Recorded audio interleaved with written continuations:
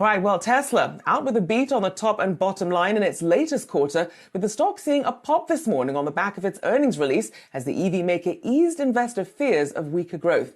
However, the view on Tesla among analysts shows not all is smooth sailing. Here with the details is Yahoo Finance's Pras Subramanian. Obviously, a lot of people were watching this to see what would happen. Yeah, Rochelle, big earnings and big call last night. Analyst reaction mixed. Nice pop today in the stock. You have people like Dan Ives calling it the Super Bowl for Tesla. But you're absolutely right, though. Among others, there's been some sort of kind of consternation about what this means. So, Goldman's Mark Delaney reiterated his buy rating here, claiming Musk's comments on January orders being to date the strongest ever was, quote, the most important takeaway from the call. And I tend to agree with that. On the flip side, Tony Sacconaghi, AllianceBernstein, a noted Tesla bear, reiterated his underperformed rating. They're saying he's torn after the call in the earnings statement. He's concerned about margins and whether demand can be sustained at these levels.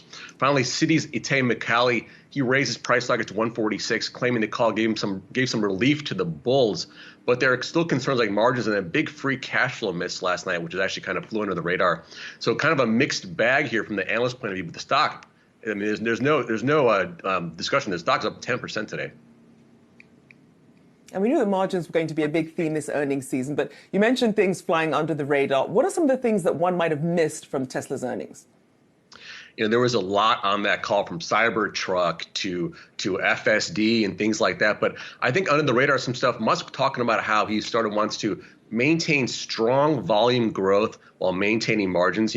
That's kind of tough in an environment right here where margins are under pressure.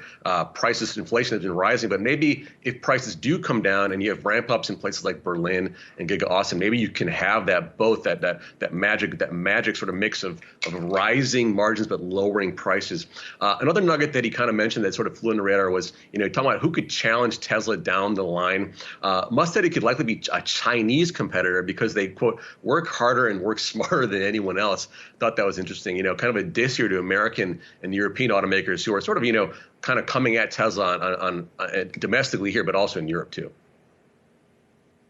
Indeed, a bit of a dig there. I think you're right there. Pras Subramanian there for us. Thanks so much.